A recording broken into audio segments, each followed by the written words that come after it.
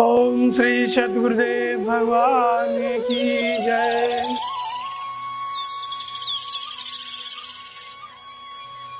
आज बताएंगे नाम जप की चार अवस्था क्या है। बैखरी, मध्यमा, पश्चंती और परा। भगवत पथ में ईश्वर प्राप्ति के लिए जो सबसे प्रमुख साधन है वो नाम का जप है। और इस नाम जप की चार अवस्थाएं हैं, क्योंकि प्रत्येक जीव की चार अवस्थाएं होती हैं, जागृत, स्वप्न, सुषुप्ति और सुरा। ऐसे ही हमारे मन की भी चार अवस्थाएं हैं। ऐसे ही हमारी जो वाणी है इसकी भी चार अवस्थाएं, बैखरी, मध्यमा, पश्चंती और परा।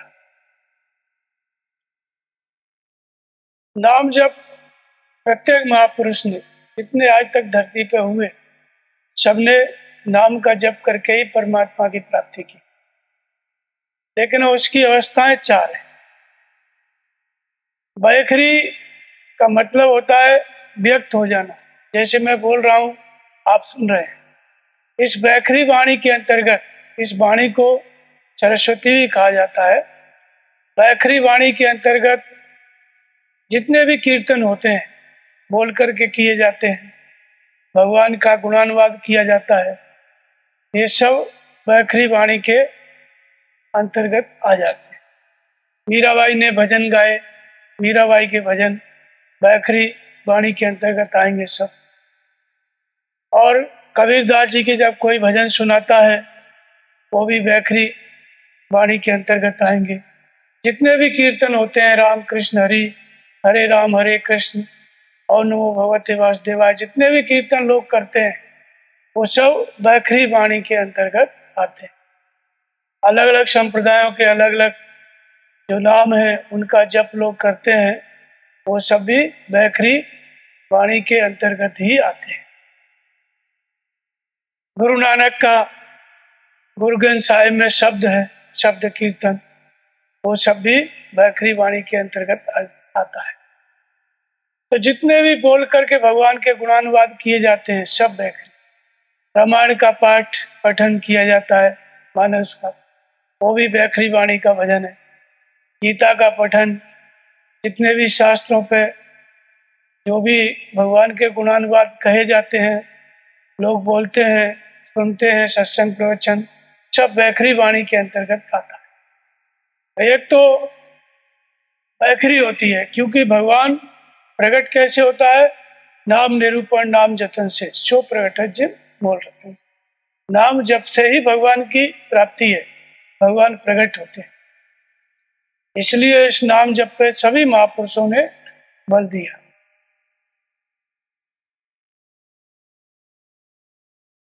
जिस परमात्मा का हमें नाम जपना है वह परमात्मा कहाँ रहता है? तो कबीर कहते हैं, सब घट मेरा साइया सुनी सजन कोय, बलिहारी घट ताश की जागट प्रकट हो।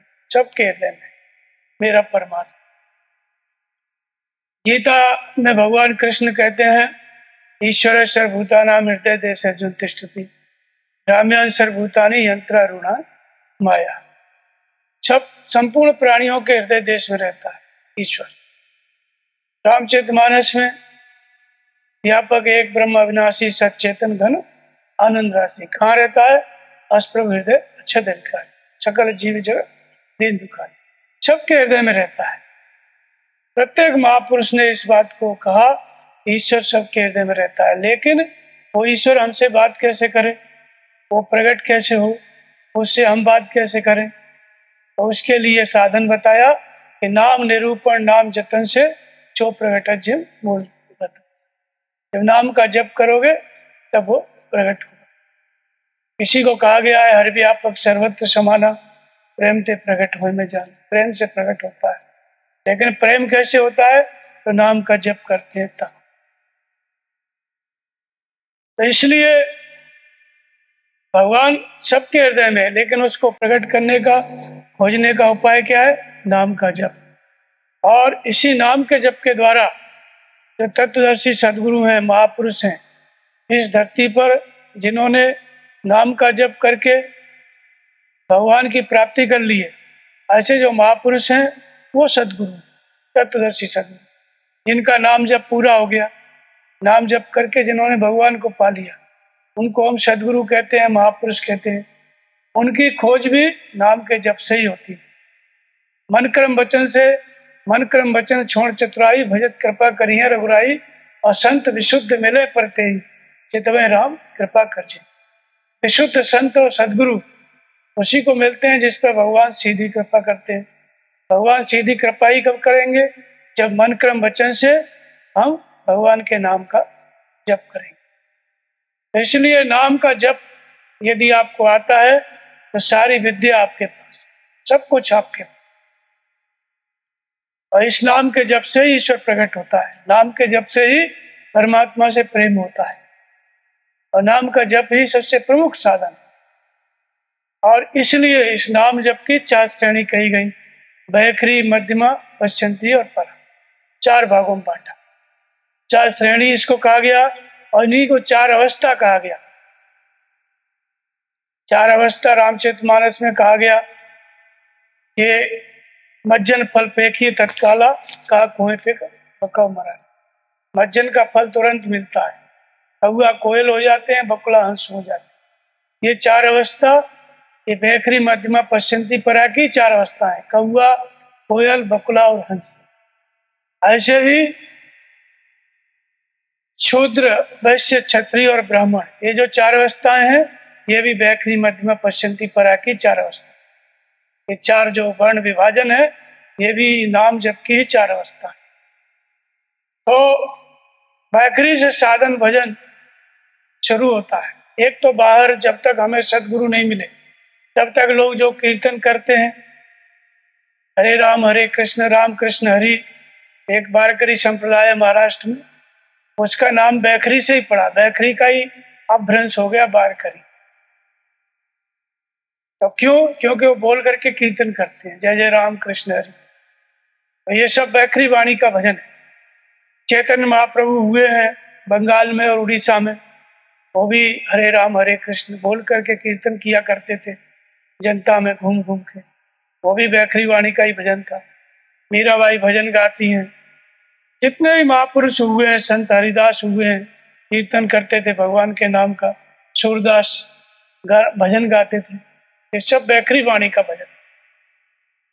लेकिन इससे भी श्रेष्ठ, जब ये सब कीर्तन संकीर्तन, जब इससे पुण्य इकट्ठा होता है, तब हमको कौन मिलता है? महापुरुष मिलते, सदगुरु मिलते।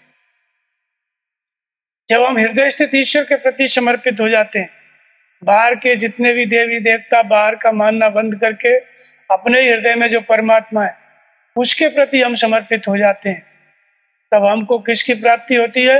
एक जगह श्रद्धा हो जाती है तो सदगुरु मिलते हैं।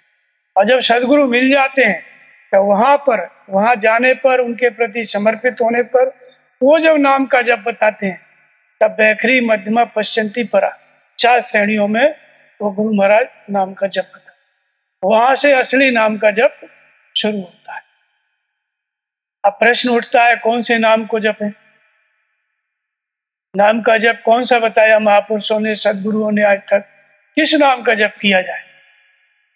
जितने भी महापुरुष हुए, पहले वैदिक ऋषि थे, प्रणव का जप, ओम का जप, उपनिषदों में ओम का जप, गीता में 7 बार ओम शब्द आया है। अक्षराणाम अकारोऽस्मि, भगवान कृष्ण कहते हैं अक्षरों में ओमकार मैं हूं। ओम तत्सन्निर्देशो ब्राह्मणस्त्रिदेशमतः, ओम तत्व सत, इस प्रकार से ये नाम ब्रह्म के मुख से विस्तारित हुआ। ओम इत्येकाक्षरम ब्रह्म, 6-7 बार ओम का नाम गीता में आया है, ओम जपने के। भगवान कृष्ण का नाम था, लेकिन उन्होंने कृष्ण कृष्ण जपने के लिए नहीं कहा, ओम इत्येकाक्षरम ब्रह्म, ओम का नाम जपने के लिए कहा। तो वैदिक ऋषियों ने ओम का जप किया, उपनिषद वेद ओम का, फिर उसके बाद गीता तक ओम का जप। बाद में भक्तिकालीन महात्मा हुए, संत रैदास, कबीरदास, तुलसीदास, मीराबाई, ये जो संत हुए 500-600 वर्ष पहले, इन सब ने राम का जप, राम नाम का जप पूर्व में भी करते थे, लेकिन भक्ति कालीन जो महात्मा हुए 500-600, इन्होंने ज्यादा जोर दिया। इसके पहले भी होता था। तो ओम और राम, ये जो 2 नाम है, इनका सर्वाधिक जप किया गया। ये दो ही महामंत्र हैं, दोनों अलग अलग नहीं है। ओम कोई और, राम कोई और, ऐसी बात नहीं है।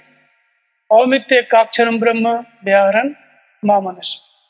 ओम अक्षय ब्रह्म का परिचायक है, इसका तू जप कर मेरा स्मरण। ओम क्या है? उस ब्रह्म का संबोधन है। राम कौन है? राम ब्रह्म व्यापक जगत। जिस ब्रह्म का संबोधन ओम है, उसी ब्रह्म का नाम संबोधन क्या है? राम। वो संस्कृत में, ये हिंदी में। वेद उपनिषदों में ओम शब्द, रामचरितमानस में राम शब्द का जप हुआ, दोनों का परिणाम एक, मार्ग में मिलने वाली स्थिति सुविधा एक, सब कुछ एक। वो संस्कृत में है, राम हिंदी में। सबके हृदय में रमण करता है, इसलिए उस परमात्मा का नाम राम है। ओम का मतलब क्या है? ओम माने वह परमात्मा, अहम माने आप स्वयं, आप माने आप चाहे स्त्री है चाहे पुरुष है, हिंदू मुसलमान कोई भी है। अहम माने मनुष्य खुद, अहम कहते हैं मैं। ये मनुष्य का एक नाम है। किसी से पूछा जाए काम किसने किया? मैंने किया। मैं माने अहम, अहम माने आप स्वयं, ओ माने क्या? ओ माने वो परमात्मा जो कण कण में व्याप्त है। उसका निवास कहाँ है? आपके हृदय में, इसलिए उसका नाम क्या है? ओम। तो ओम का जप आप जब करोगे तो ओम का कहीं बाहर मंदिर नहीं बना, कोई मूर्ति नहीं है, ओम कोई देवता नहीं है। जब आप ओम का जप करोगे तो अपने अंदर के ईश्वर की शरण में अंदर खोजोगे परमात्मा, अंदर की तरफ जाओगे। बाकी जितने भी मंत्र हैं सबका किसी न किसी में हरे राम हरे कृष्ण जपोगे तो राम जहाँ हुए कृष्ण जहाँ हुए वहां ध्यान चला जाएगा। ओम नमः शिवाय जपोगे तो काशी विश्वनाथ कैलाश जहां जहां मंदिर है वहां चला जाएगा ध्यान। फिर और नमो भगवते वासुदेवाय तो भगवान कृष्ण का ही नाम है, उधर चला जाएगा।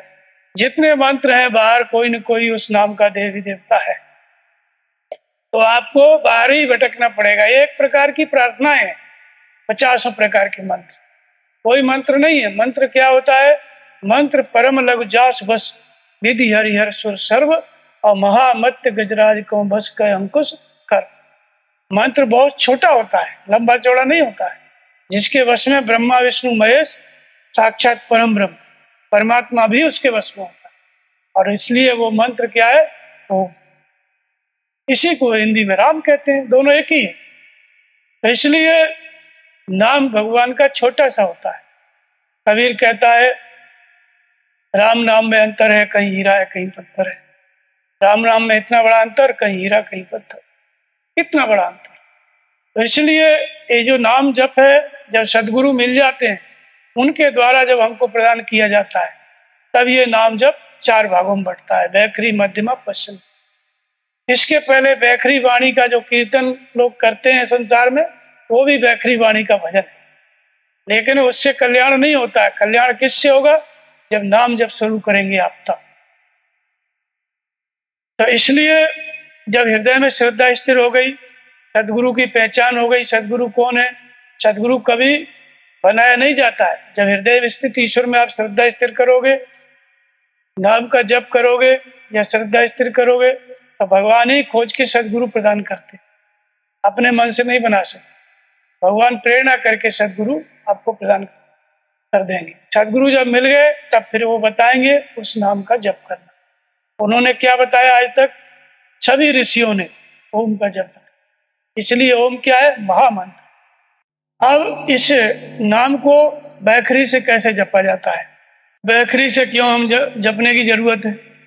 क्यों कि हमारा जितना भी व्यवहार है सब बोल करके, हमारे मन में जो बात है हमको बोलना पड़ता है, तब दूसरा आदमी समझ।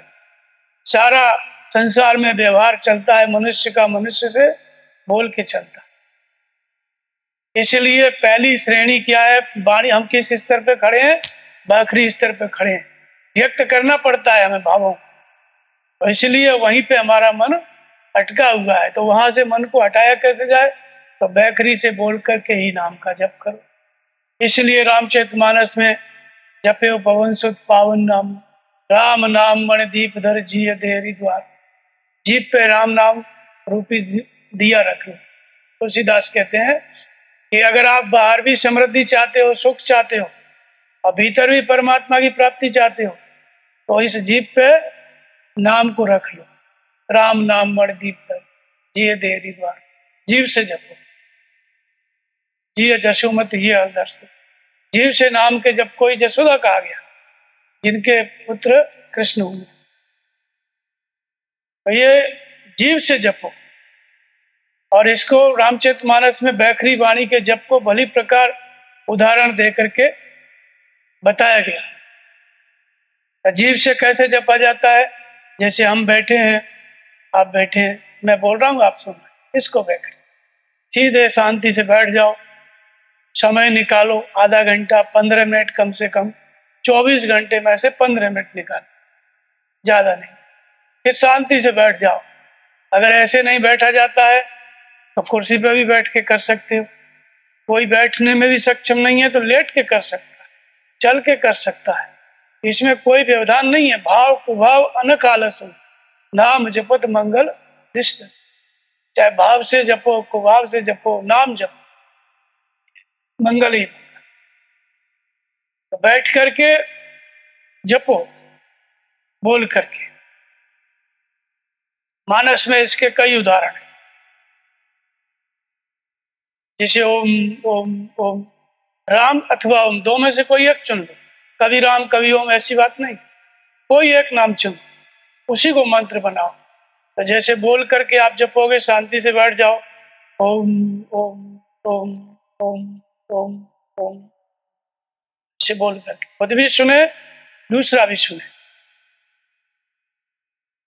यही से आत्मा की जागृति होती है बैखरी से जब जपते हैं तब। क्यों?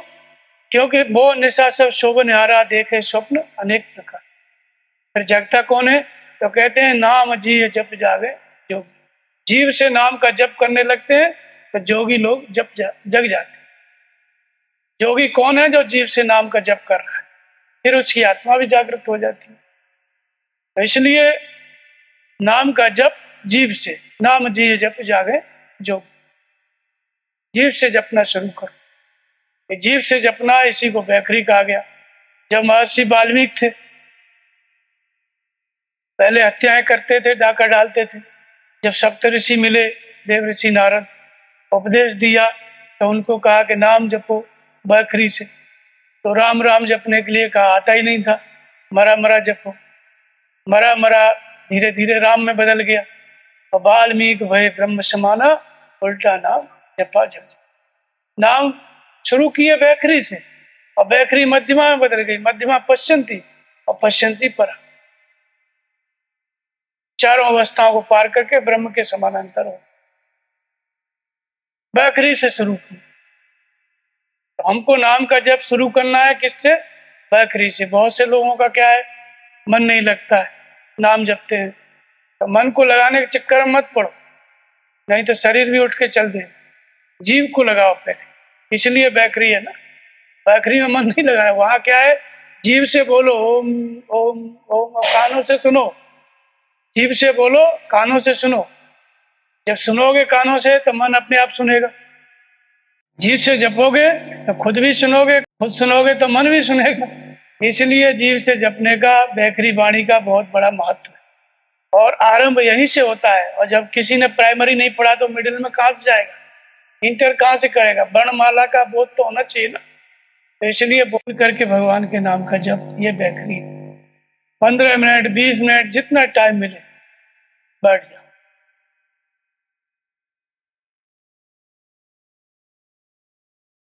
और बैठ करके बैखरी से जप, जब आपका जप अच्छे से होने लगेगा बैखरी से, 15 मिनट 20 मिनट, श्रद्धा स्थिर हो जाएगी, लगन लग जाएगी, तो भगवान में, भगवान को कहीं से आना नहीं है, वैकुंठ से, स्वर्ग से, वो आपके हृदय में रहते। जब आपका श्रद्धा स्थिर हो जाएगा, भगवान आपकी आत्मा से अभिन्न होकर के जागृत हो जाए, बताने लगेंगे सही क्या है गलत क्या है। बैखरी से जपने लगोगे तभी बताने लगेंगे, अनपढ़कन के द्वारा, स्वप्न के द्वारा। क्योंकि बैखरी के जप का बहुत बड़ा महत्व। जो माला से लोग जपते हैं, जो संकीर्तन करते हैं, उससे जीव से जपना, सिर्फ नाम का जप करना श्रेष्ठ। माला से जीव से जपना श्रेष्ठ। और इस अवस्था को क्या कहा गया? शूद्र श्रेणी कहा गया। जब जीभ से आप नाम जप रहे हो तो आप किस श्रेणी में? भगवत पद की 4 अवस्थाएं, बैखरी, मध्यमा, पश्यंती, पर, शूद्र, वैश्य, क्षत्रिय और ब्राह्मण, कौआ, कोयल, बकुला और हंस, 4 अवस्थाएं बताई। उत्तम, अत्युत्तम, मध्यम और निकृष्ट, 4 अवस्था। तो सबसे आरंभिक अवस्था में कौन है आप? किस श्रेणी में आते हैं? शूद्र श्रेणी। तो शूद्र का मतलब ये नहीं है कोई अछूत और नीच। शूद्र वो भाग्यशाली व्यक्ति है, जैसे यहाँ आदमी सोए हुए हैं 10, 20, 50। तो शूद्र का मतलब जैसे कोई एक जगह हुआ है, बाकी सोए हैं, कोई पेट पे सर्प जा रहा है, देख पाएंगे नहीं, लेकिन जगह हुआ देख लेगा। तो शूद्र का मतलब है या निशा सर्वभूतानाम तस्याम जागृति से, जो बैखरी से जप रहा है, जिसकी आत्मा जागृत हो गई है, जो भगवान के क्षेत्र में प्रवेश पा गया है, जो अल्पज्ञ है, उसका नाम शूद्र है। भगवत पथ में जिसने जो एडमिशन ले लिया, सदगुरु के प्रति समर्पित हो गया है, पहचान हो गई है, नाम जीव से जपने लग गया, वो शूद्र श्रेणी का, और वो उसी को कौआ स्तर का साधक कहा गया। कौआ क्यों कहा गया? क्योंकि नाम जप रहा है सब कुछ, लेकिन अभी मन संसार में भाग रहा है। तो पहले ये मन ताग था करता आत्मघात, अब तो मन हंसा हुआ मोती चुप चुप खा। तो हंसा कौए को ही हंस बनना है, हंस कोई अलग से नहीं है। तो पहले शुद्ध स्तर का साधक है, आखिरी से नाम का जप कर रहा है, बोल करके है, भगवान के गुणों का चिंतन कर रहा है, और इसमें जो है कौआ स्तर का साधक, शुद्ध स्तर। तो शुद्ध स्तर के साधक में साधना की जागृति हो जाती है, भगवान जागृत हो जाते हैं, सदगुरु में विश्वास हो जाता है, इसलिए भाग्यशाली। नाम जीव, जीव से नाम जपता है, इसलिए भाग्यशाली। तो बाहर के शुद्ध की बात नहीं है, साधना में जब आप प्रवेश ले लिए, बैखरी से जपने लग गए, शुद्ध श्रेणी के साधक। अब इसके बाद फिर आती है दूसरी श्रेणी, मध्यमा। मध्यमा का मतलब क्या है? मध्यमा माने धीमे धीमे, जैसे जोर से आप जप रहे थे शुद्ध श्रेणी में, बैखरी से जप रहे थे, मध्यमा में उसी नाम को जपना है, लेकिन पास में बैठा हुआ व्यक्ति न सुन पाए। वो कैसे जपा जाता है? शांति से बैठ जाओ,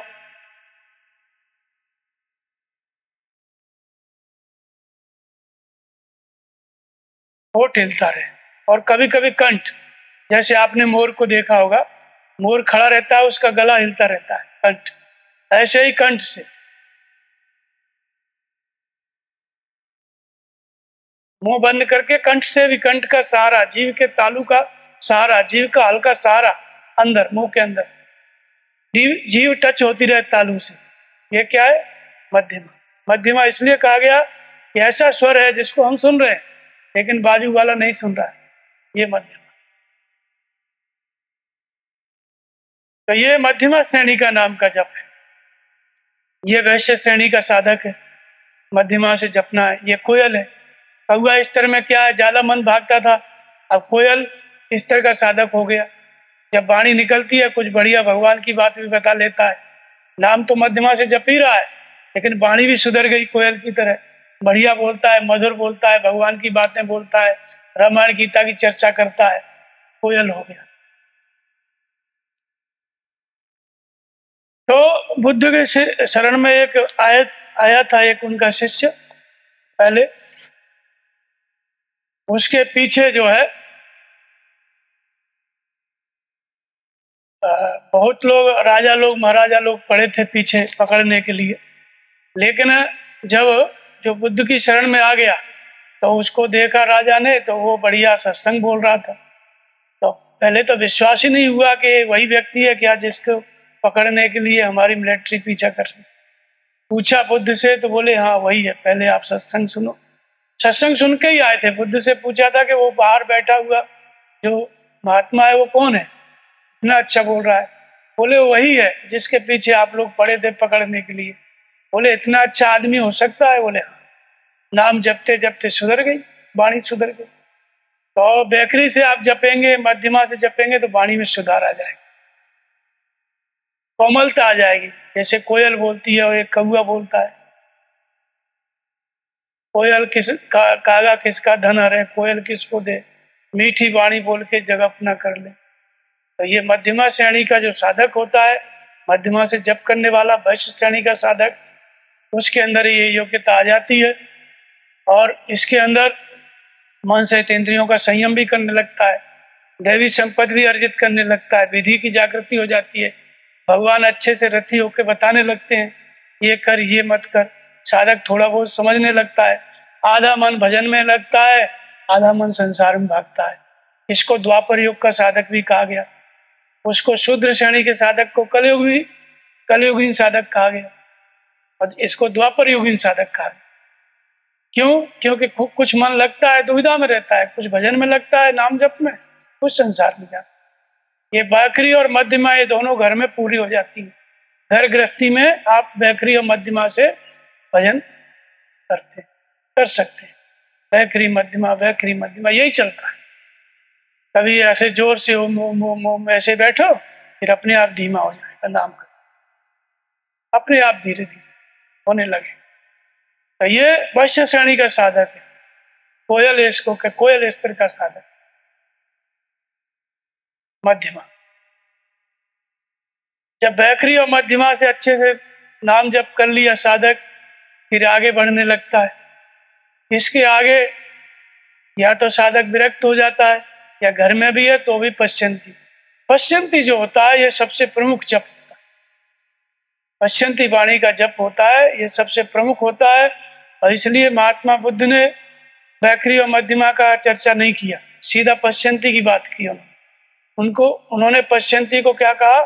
विपश्यना कहा। बुद्ध और महावीर ने विपश्यना कहा। पश्यंती जो है सबसे प्रमुख नाम का जप होता है और इसी श्रेणी में आकर के ये जो नाम का जप है ये मंत्र होता है।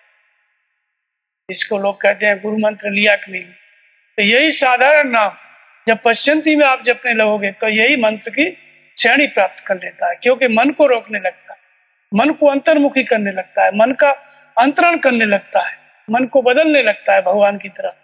इसलिए यह पश्यंती जो है ये प्रमुख नाम का जप है। इसी को कहा गया है त्रेता युग। त्रेता विविध यज्ञ नर करही और प्रभु ही समर्प कर्म हो। इसी को बकुला भी कहा, बकुला स्तर का साधक। बकुले को आपने देखा होगा, सफेद सफेद होता है, ध्यान लगाए रहता है हमेशा, एकदम एक पैर पे खड़ा हो। तो यहाँ साधक का ध्यान लगने लगता है पश्यंती।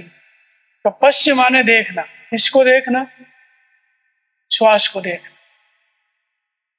पहले का नाम का जब बैखरी बोल करके करते थे, कंठ से करते थे, हमको पता चलता था।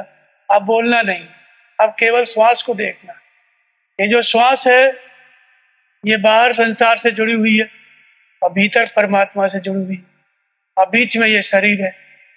आर पार श्वास है, बाहर जाती है कि नहीं, भीतर आती है कि नहीं, शरीर बीच में है ना। तो धागा समझ लो, इसको ब्रिज समझ लो, सेतु समझ लो, इस पार से उस पार जाने का। उस पार चले गए संसार है, इस पार संसार है, उस पार भगवान। अंदर की तरफ अगर लग गया मन तो भगवान, और श्वास स्थिर हो गई तो भगवान, और बाहर चल रही है तो संसार। ये श्वास क्या है? ये सेतु है, ये ब्रिज है। चाहो तो संसार में काम करो, श्वास चल रही है तब तक, और चाहो तो नाम का जप भजन करो। तो इसी श्रेणी के नाम के जप को प्रत्येक महापुरुष ने जपा। जो भी सिद्ध हुए उन सब ने ये नाम का जप किया। किसने किया? तो जप्यो पवन सुत पावन नामु अपने बस कर राखे। नाम का जप किया, भगवान को अपने बस में कर लिया। और किसने किया? तो नारद जाने वो नाम प्रतापु जग प्रिय हरि हरिहर प्रिया। तो भगवान के प्रिय हो गए, नारद जी ने नाम का जप किया। और किसने नाम का जप किया? तो ध्रुव सगलान जप्यो हरि नाहु पायो अचल। नाम का जप ध्रुव ने किया, अचल स्थान पा गए।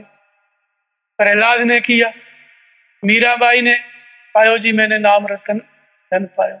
मीराबाई। कबीर कहते हैं राम न रमस कौन दंड लागा, मर जईवे का सर्व अभागा। राम नाम जपो।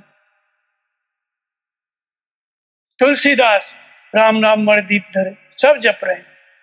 भगवान शिव जिनकी हम पूजा करते हैं, तुम पुण्य राम राम दिन राति सादर जप्यो अनग आरा। पार्वती ने पूछा, दिन रात राम राम राम जपते रहते हो, राम कौन? जास नाम बल शंकर काशी देत सवे सम गत अविनाशी। इस नाम जप के बल से शंकर जी काशी मुक्ति देते हैं, अपने बल से नहीं, नाम जप के बल से।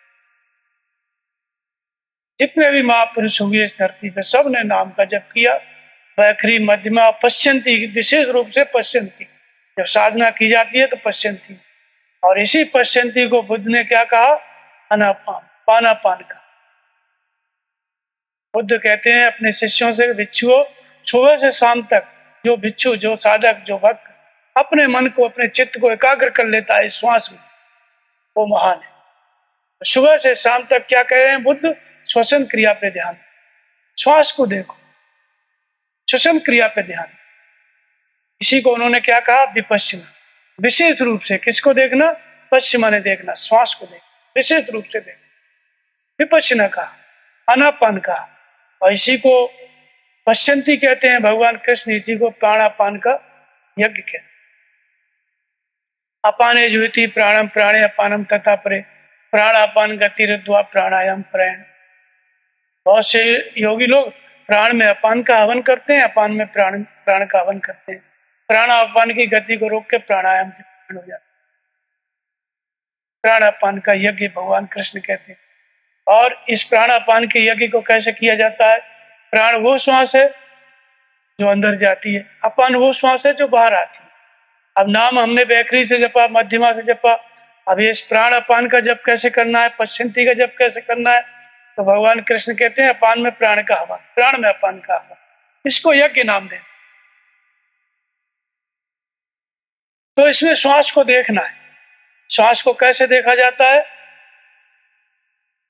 मन की दृष्टि से, सूरत से। जैसे आप यहाँ पर बैठे हैं, कोई कान में आके कह दे कि घर में चोरी हो गई, पैसा चोरी चला गया, तो हमारी बात सुनाई नहीं देगी, मन चला जाएगा।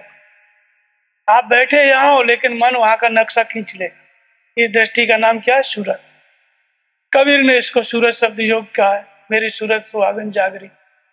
बहुत महापुरुषों ने सूरत नाम लिया है। तो इसी सूरत से ये श्वास का भजन किया जाता है। तो श्वास 2.5 सेकंड में अंदर जाती है और बाहर आ जाती है। नासिका के अग्रभाग से प्रवेश करती है श्वास, कब अंदर गई उसको समझो। अंदर इसी रास्ते से जाती है, तालू का स्पर्श करते हुए मेरुदंड से नाभि तक आती है, फिर वापस हो जाती है। तो इस श्वास को देखो, श्वास अंदर गई तो उसको समझो, उसके साथ साथ जाओ यहाँ तक, फिर बाहर आओ। अंदर कितनी रुकी, बाहर कितनी रुकी, इसको समझो। जब समझ में आ जाए तो श्वास अंदर गई तो ओम, बाहर आई तो ओम।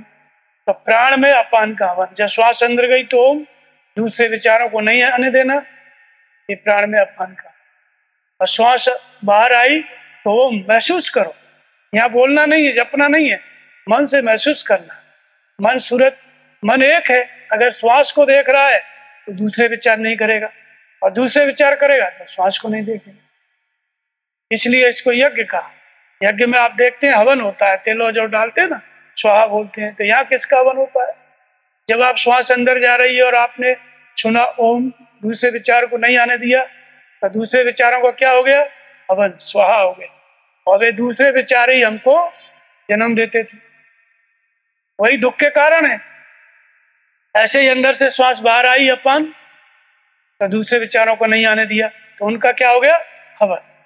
तो प्राण में अपान का हवन करते हैं, और प्राणायाम के प्राणायाम, प्राण और अपान दोनों की गति का रुकना प्राणायाम।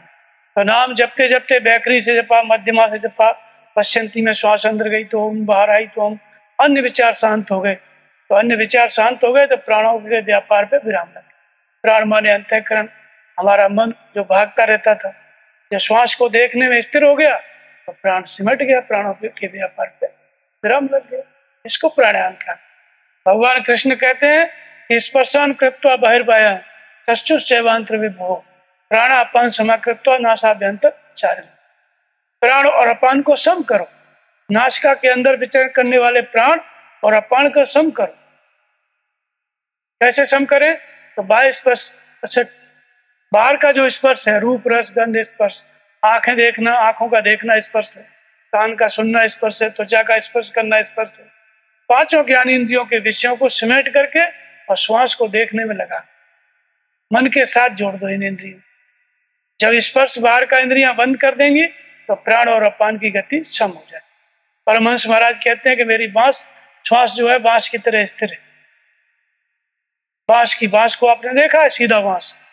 जब आप श्वास को देखने लग जाएंगे, श्वास अंदर गई तो ओम, बाहर आई तो ओम, पहले तो बहुत विचार रहेंगे, लेकिन जब मन स्थिर हो जाएगा तो श्वास स्थिर हो जाएगी, बांस की तरह, खंबे की तरह, स्तंभ की तरह स्थिर हो जाएगी। इसी को महर्षि पातंजलि कहते हैं कि तस्मिन् सति श्वास प्रश्वास और गति विच्छेद प्राणायाम। श्वास और प्रश्वास की गति का रुक जाना, विच्छेद हो जाना प्राणायाम। श्वास और प्रश्वास, प्राण और अपान, श्वास और प्रश्वास, प्राण और अपान में जो विचार चल रहे थे वो रुक गए। जब विचार शांत हो गए तो श्वास अंदर गई तो ओम, बाहर आई तो ओम, प्राणों के व्यापार पे विराम लग गया, दूसरे संकल्प शांत हो गए, सिर्फ एक आयाम में चलने लग गई श्वास, ओम ओम। इसको महर्षि पातंजलि प्राणायाम कहते हैं। भगवान कृष्ण भी इसको यज्ञ प्राणायाम कहते हैं, प्राण अपान का यज्ञ कहते हैं। और इसी को गोस्वामी तुलसीदास जी कहते हैं कि जित पवन मन को निरस कर मुनि ध्यान कभंग पाप। मुनि कभी कभी ध्यान में परमात्मा को प्राप्त करते हैं, लेकिन करते क्या? जित पवन, पवन माने श्वास, वायु, इस श्वास को जीतते हैं। श्वास अंदर गई तो ओम, बाहर आई तो ओम। अन्य विचार जब शांत हो जाते हैं तो श्वास जीतने में आ जाती है। तो जब जीतने में आ जाती है तो ध्यान में परमात्मा प्राप्त हो जाता है। इसी को रामेश्वर कहा है। स्वर माने श्वास, स्वर का निरोध हो जाता है। इस श्वास के इसके अंतराल में जो छिपी सत्ता है राम, वो प्रत्यक्ष हो जाता है, प्रकट हो जाता है। स्वर का निरोध कैसे होता है? वैखरी से जपो, मध्यमा से जपो, पश्चंती से जपो। पश्चंती की पराकाष्ठा में और परा की प्रवेश काल में श्वास का निरोध हो जाता है। और रामेश्वर, ईश्वर के निरोध के साथ जो छुपी सत्ता है राम, वो प्रत्यक्ष, इसलिए इसको रामेश्वर कहा गया। ये श्वास से जपना, इसी को पश्चंती कहा गया। महात्मा बुद्ध ने इसको विपश्यना कहा। विशेष रूप से श्वास को देखो, श्वास कब अंदर आई, कब बाहर आई, समझो इसको। और आहिस्ता से उसमें जो जीव से नाम जपते थे, कंठ से जपते थे, उसी नाम को ढाल दो। श्वास अंदर गई तो ओम, महसूस करना है, बोलना नहीं। बाहर आई तो ओम। ये क्या है? पश्चंती, पश्चंती श्रेणी का नाम। इसको, ये कौन सा साधक है? त्रेता युग का साधक है। तीनों गुणों का त्याग, काटने की क्षमता है, श्वास में मन को स्थिर करने की क्षमता इसमें आ जाती है। यज्ञ करता है, यज्ञ मतलब श्वास प्रश्वास का यज्ञ नाम जप यज्ञ। उसमें भगवान कृष्ण कहते हैं सभी प्रकार के यज्ञों में जप यज्ञ हूँ। रामायण में कहते हैं तुलसीदास, जहाँ जप यज्ञ जोग मुन करही अति मारीच, वह जप यज्ञ कहा है तुलसीदास जी ने। इसी को, इसी यज्ञ से राम का जन्म हुआ है, इसी यज्ञ से सारे धनुष यज्ञ हुआ है, इसी यज्ञ से सारे निशाचर मारे गए। तो कौन सा है? जप यज्ञ। लेकिन जप श्रेणी यज्ञ का रूप कब लेता है? पश्चंती। जब पश्चंती से आप नाम जपने लग गए, तब जाकर के ये नाम जप यज्ञ की श्रेणी वाला हो जाता है। तब ये रामेश्वर हो जाता है, स्वर निरोध करने वाला हो जाता है। और तब ये प्राणायाम की स्थिति वाला हो जाता है, प्राण और अपान की गति पे विराम करने वाला हो जाता है, अंतःकरण के विचारों पे का निरोध करने वाला हो जाता है। प्राणायाम वृत्तियों का निरोध है, श्वास को रोकना नहीं है, श्वास के अंतराल में चलने वाले विचारों का रोकना। श्वास प्रश्वास और गति विच्छेद प्राण, ये सब पश्चंती में होता है। और इसलिए जितने भी महापुरुष हुए सबने इस नाम का जप किया पश्चंती से, वैखरी, मध्यमा, फिर पश्चंती। इसके बाद जब पश्चंती में क्या होता है? नाम का जप ढालना पड़ता है। और परा की प्रवेश का में आते आते नाम का जप श्वास में ढल जाता है। ढल जाता है तो जपे न जपावे अपने से फिर जपना नहीं पड़ता है, श्वास को भी देखना नहीं पड़ता है। इतना अभ्यास सूक्ष्म हो गया कि जैसे ही मन लगाया श्वास में, सुनाई देने लगता है ओम ओम ओम, दूसरे विचार शांत। तुलसीदास जी कहते हैं, बारक नाम जपा जग जेहू और वह तरन तारन लगते। एक बार राम कितना जप लिया, खुद तर गए, दूसरे को तारने की क्षमता आ गई। राम राम तो लोग जपते ही रहते हैं, कहाँ तरते हैं? कौन सा एक बार नाम? यही है। जब वैखरी से जपोगे अनेक नाम रहते हैं, अनेक विचार। मध्यमा से जपोगे अनेक संकल्प रहते हैं। पश्चंती से जपोगे, संकल्प रहते हैं, भले ही कम रहते हैं लेकिन रहते हैं। और परा की प्रवेशिका में, परा की पराकाष्ठा में फिर केवल श्वास में सूरत लगाओ, ओम ओम या राम राम, वही सुनाई देगा। अन्य सारे नाम पीछा छोड़ देते एक बार, तो वो क्या हो जाता है, तरन तारण, खुद तर जाता है भवसागर से और दूसरों को भी तारने की क्षमता। ये परा की अवस्था। इसी को कबीर कहते हैं कि जप मरे अजपा मरे, अनहदहु मर जाए और सूरत समानी शब्द में ताए काल। जप जरूरी है। क्यों जरूरी है? क्योंकि जप तब तक जरूरी है जब तक मर न जाए। तो बैखरी से जपना जरूरी है, मध्यमा से जपना जरूरी है, ये जप है। बैखरी से जपो, मध्यमा से जपो, ये क्या जप है? कबीर कहते हैं जप मरे। किसमें मर जाता है? बैखरी मर गई मध्यमा में, मध्यमा मर गई पश्चंती, पश्चंती भी जप है। और पश्चंती किसमें मर गई? परा में। जप मरे अजपा मरे, अनहदहु मर जाए। जपना जरूरी है जीव से, लेकिन कब तक? जब तक पश्चंती वाणी में, जब तक मन से जपने की विधि न प्राप्त हो जाए, श्वास को देखने की, सूरत लगाने की क्षमता ना जाए, तब तक बैखरी और मध्यमा से जपो। और जब सूरत से श्वास को देखने की क्षमता आ गई, श्वास अंदर गई तो ओम, बाहर आई तो ओम, तब बैखरी मध्यमा मर गए, पश्चंती में बदल गया। लेकिन पश्चंती भी कब मर जाती है, कब विलीन हो जाती है? जब पर आ जाती है।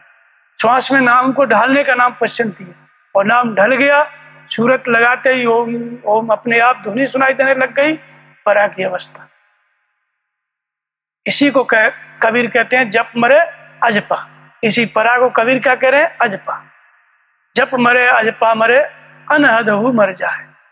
अजपा के बाद अनहद, हद माने ये नाम का जप है।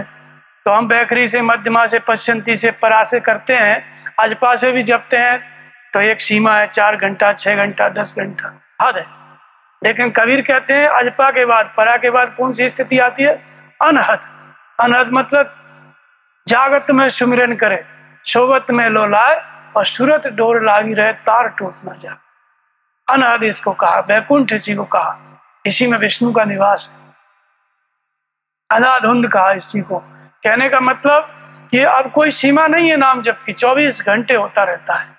तो वो परा की भी, परा की अजपा की ही एक अवस्था है। अनहद कोई जप नहीं है, एक अवस्था का नाम। जब परावाणी का जब परिपक्व होता है तो 24 घंटे होने लगता है, जागते में, सोते में। जैसे हनुमान जी सो जाते थे तो वहां से आवाज आती थी उनके रोए रोए से, राम राम राम। अर्जुन के शरीर से भी आती थी। ऐसे ही जब परावाणी परिपक्व अवस्था में अनहद की स्थिति आती है। लेकिन जप रहे हैं, जब से अजपा आई, परावाणी आई और अनहद आई, तो किसी लक्ष्य के लिए हम कर रहे हैं नाम जपना, कुछ पाना चाहते हैं। तो जो पाना चाहते हैं वो वस्तु मिल गई, तो जप मरे अजपा मरे, अनहदहु मर जाए। वो वस्तु कौन सी है? वो वस्तु है सूरत समानी शब्द में काय कालना। शब्द माने परमात्मा, शब्द ही ब्रह्म है। शब्द माने स माने वो परमात्मा, परमात्मा बद माने बोलना। परमात्मा के मार्गदर्शन में परमात्मा बोल रहा है, हम नाम जप रहे हैं। नाम जपते जपते बैखरी, मध्यमा, पश्चंती, परा की स्थिति आ गई, और परा से अनहद, सीमा रहित भजन हो गया। और सीमा रहित भजन हो गया तो फिर क्या मिलेगा? परमात्मा। सूरत समानी शब्द में जो भगवान बोल रहे हैं उसमें ही सूरत समाहित हो, काय काल ना खाए, वो हो गया अकाल पुरुष, काल से परे। सूरत समानी शब्द में काय काल ना पाए खाए, कहने का मतलब भगवान के निर्देशन में चलते चलते भगवान में ही विलीन हो गया।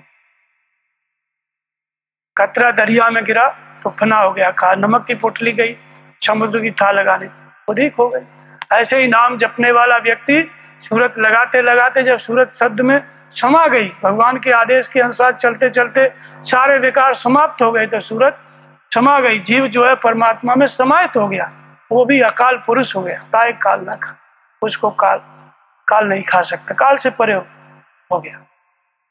तो काल न खाए कल्प नहीं व्यापे, दिए जरा नहीं चीजें संतो जागत निधन की। ये ऐसी अवस्था है जहाँ काल नहीं खा सकता, कल्प नहीं व्याप सकता, अर्थात जन्म लेना ही नहीं है।